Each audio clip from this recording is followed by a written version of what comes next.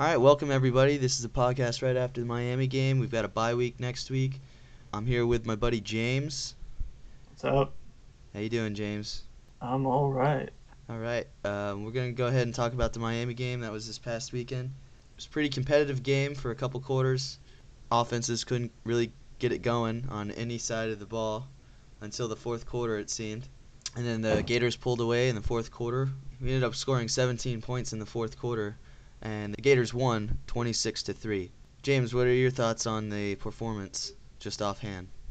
Well, at halftime, we were sitting there wondering why it was only 9-3, because I was hoping that we would be ahead by much more. Certainly not a one possession game going into halftime, but at the same time, I was just glad to be ahead, especially with other things we've seen around college football. And also, Miami on both lines just looked much better than us, so at least we were ahead, is what I was telling everyone that was at my house watching the game with me. And then later on, it looked like we actually had some semblance of a passing game late.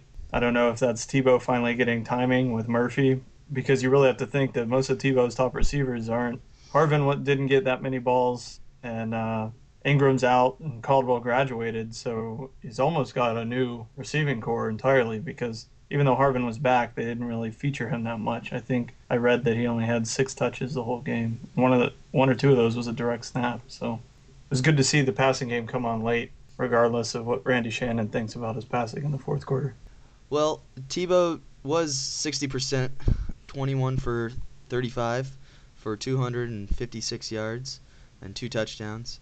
Most of that seemed like it was in the fourth quarter. But a lot of it wasn't his fault. He had a lot of drops from his receivers. He threw the ball a bunch of times to Lewis Murphy. I counted 3 drops that were perfectly thrown balls that Lewis Murphy just flat out dropped the ball. He's looking like he's going to be a go-to receiver that Tebow likes. He's getting open, he's getting separation, but he's got to work on his hands because we can't have him dropping those balls in huge games like that. Lewis Murphy ended up having 4 receptions for 77 yards.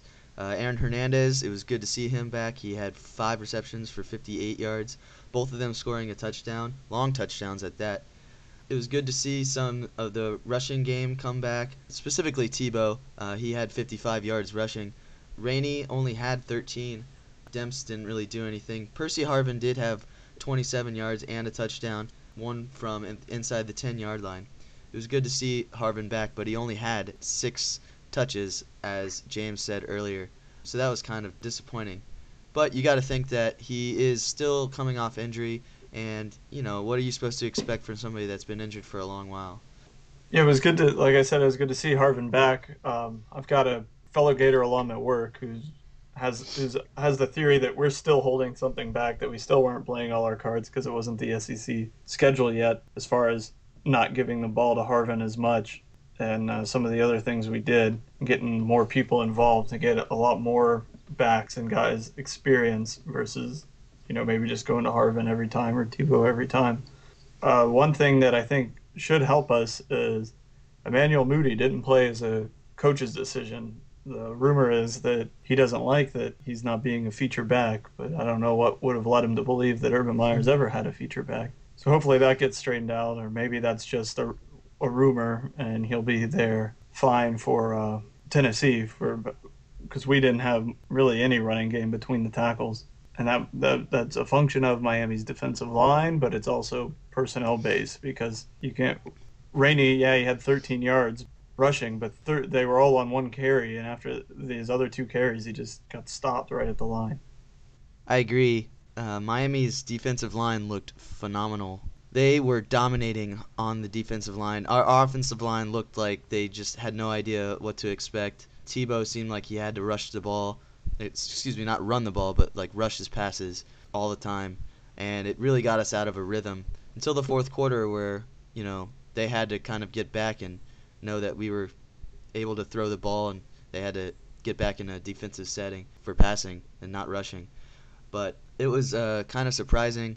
Our offensive line, we still have a lot of players coming back. I mean, Troutline's coming back from missing the whole season last year, but he was a very good offensive lineman before last season. Jim Tart is still there, and so are the Pounceys. So I was figuring that we would have some good depth on the line and some good play, but so far I haven't really seen all that much out of them.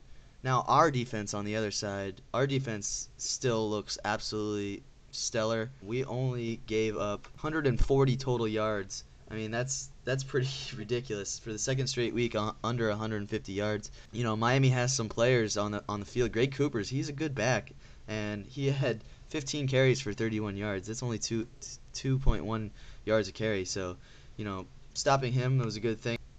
Now, at one point, I saw Javaris James being taken off the field. I didn't see what the injury was, but he did not come back into the game. He only had 2 carries for 4 yards, which is, you know, obviously good for the Gators. Javaris James, who's a cousin of Edgerrin James, showed a lot of flashes of life last year for the Hurricanes, and, you know, he gave them that running spark, and, you know, it's good to see that we didn't have to face him. Hopefully he gets healthy and he could, you know, do what he can for the Hurricanes. I don't like to see injuries, especially the ones that take you out of the season, a la Tom Brady. Sorry, James. But, you know, there's really, really good things we could say about our defense. Now, at the same time, our passing defense, we got pretty lucky. They had a lot of drops. There were a lot of pretty good throws by Marv, and they were just flat out dropping them. Now, do I think that anything would have happened from those? Probably not. I mean, it wasn't so many drops to change the outlook of a game, but they definitely could have moved the ball a little bit better, and we were giving them a lot of room, especially on the 10-yard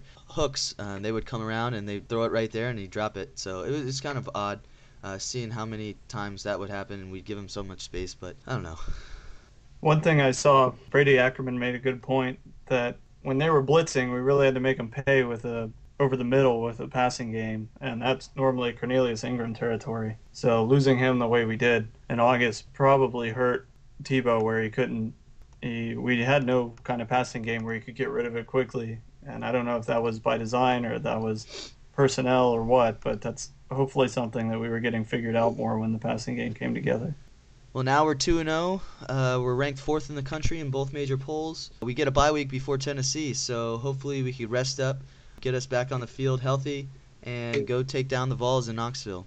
So for James Brown, this is Chris Canada. I'm signing off. Take care.